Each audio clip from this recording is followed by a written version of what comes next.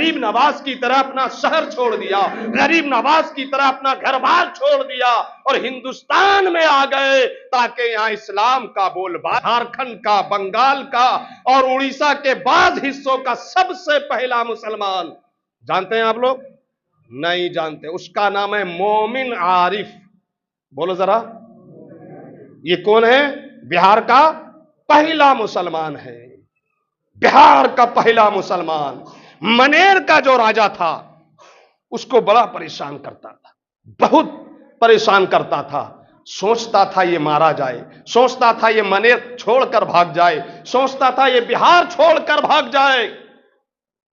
مومن عارف بہار کا پہلا مسلمان، تب اللہ کے پیارے رسول جناب محمد الرسول اللہ صلی اللہ تعالی علیہ وسلم عالم رویا میں، عالم خام میں حضرت امام تاج فقیہ کے پاس آئے اور حکم دیا، تاج فقیہ اٹھو، بھارت پہنچو، بھارت کا صوبہ بہار پہنچو، صوبہ بہار کا شہر منیر پہنچو، وہاں ایک میرا چہیتا، میرا دیوانہ، وہاں کا ایک تنہا مسلمان مومن عارف، وہ بڑا پریشان ہے، راجہ پریشان کر رہا ہے، اس سے جا کر جنگ کرو۔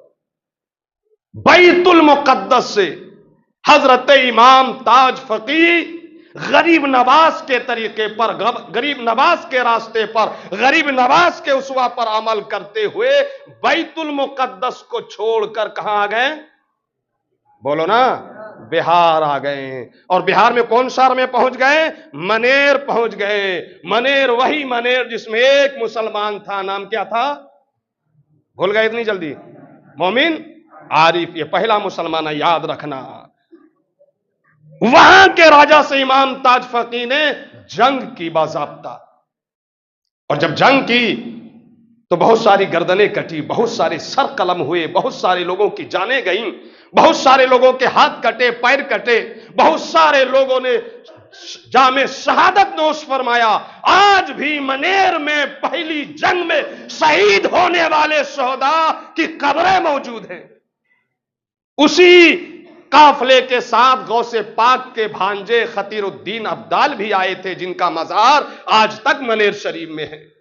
اللہ کا کرم ہوا، رسول اللہ کی بشارت پر، رسول اللہ کے حکم پر، غریب نواز کے اسوا اور طریقے پر بہار میں آنے والے پہلے بزرگ کا نام، پہلے ولی کا نام، پہلے عالم کا نام، پہلے اللہ کے نیک بندے کا نام امام تاج فقیہ ہے۔ اور جب راجہ سے جنگ ہوئی تو اللہ نے امام تاج فقیہ کو فتح دے دی، راجہ اس جنگ میں مارا گیا، اور اسلام کا سب سے پہلا جھنڈا بہار میں شہر منیر میں لہرایا، امام تاج فقیہ کے ہاتھ میں لہرایا۔ پھر وہاں امام تاج فقیہ نے اپنے بچوں کو بسا دیا، اپنے بچوں کو بسا دیا اور خود مدینہ شریف چلے گئے واپس، اور وہیں سے بہار میں آہستہ آہستہ انہی کی آل اولاد تلامذہ خلفاء کے ذریعہ بہار میں اسلام پھیلتا چلا گیا۔ پٹنہ میں اسلام پھیلا، آرا میں اسلام پھیلا، بکسر میں اسلام پھیلا، پورنیہ میں اسلام پھیلا، مظفرپور میں اسلام پھیلا، سیتامڑھی میں اسلام پھیلا، بھاگلپور میں اسلام پھیلا، صاحب گنج میں اسلام پھیلا۔ انہی بزرگوں کی دین ہے کہ آج پورے بہار، جھارکھنڈ، بنگال، اڑیسہ میں مسلمان نظر آ رہے ہیں، مسجدیں نظر آ رہی ہیں۔ امام تاج فقیہ کی اولاد جن کو ان کے والد گرامی امام تاج فقیہ نے بسایا، پھیلا، مسلمان پھیلا، مسجدیں بنی، مدرسے بنے، انہی بزرگوں کے آباء و اجداد کی محنتوں کا نتیجہ ہے کہ آج آپ مسلمان ہو۔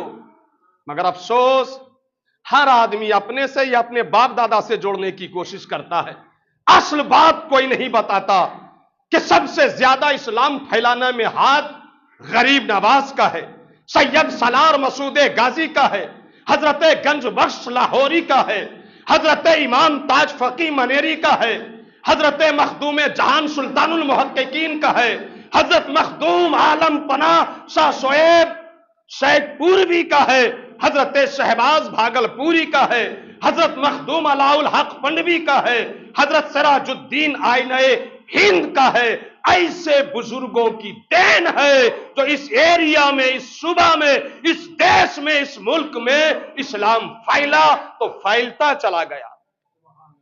مخدوم عالم پناہ، کیا نام ہے؟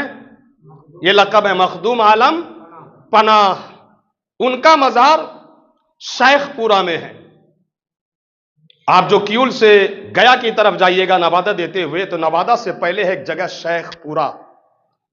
بزرگ ہیں مخدوم عالم پناہ شاہ شعیب رضی اللہ تعالیٰ عنہ، بہت بڑے بزرگ، اللہ کے نیک بندے۔